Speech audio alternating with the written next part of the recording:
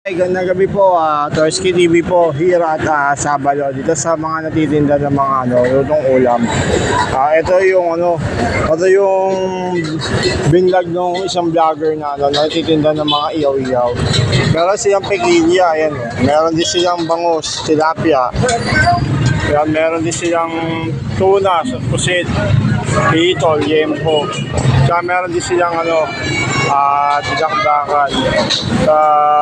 Saka sa kabila naman, siyempre yung mga lutong ulam, yan, mga gulay, isda, ayan, mga nasa kaldero, yan, mga natitindang ulam. Located lang to, Sabado. Yan, katapat dito yung mga natitinda ng milk tea, saka yan, Kuya John's Pizza sa kabila. Meron naman din dito, natitinda shawarma, yan, shawarma. Yan, meron din, marami rin dito natitinda ng mga lutong ulam, yan. Yan, ito yung kanilang iyawan, yan. Marami dito, iba-iba presyo kasi dito sa sa isda. Sakaling gusto niyo bumili ng iyaw-iyaw, ayan, pwede dito, yan, marami kayong pagpipilian ng mga isda. Siyempre, meron din dito mga lutong ulam, yan. Pwede rin kayo dito sa kabila bumili. Diba? Ayan. Sa kabila naman, Pawok, Sabado, yan, Ayan. Meron dito itong lemon fruit juice. Yan. Tapos sa kabila, sa kanto, yan, manok. Mga manok naman na tinitinda. Basta pag galing kayo ng Imabini, pagbaba nyo ng Libis, dito lang, Sabado lang to, diretso lang, Sa bandang kaliwa lang sila. Pangalan nitong itong iyaw-iyaw, Dakma Iyaw-Iyaw Eatery. Ayan, Dakma Iyaw-Iyaw Eatery. Yan.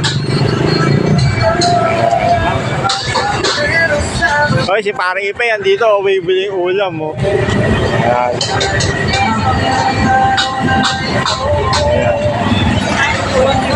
Ayan. Nag-aantay lang ako ng ulam. Yan, luluto pa kasi. Yan yung Pawok sa Sabado. Yan.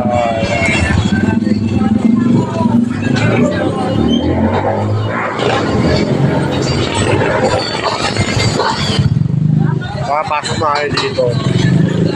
Ayan mga ingredients nila. Ayan.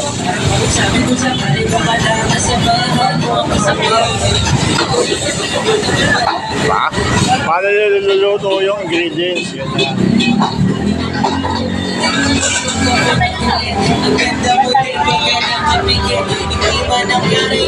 Sa kabila may sa kabila may nag-iyaw-iyaw din.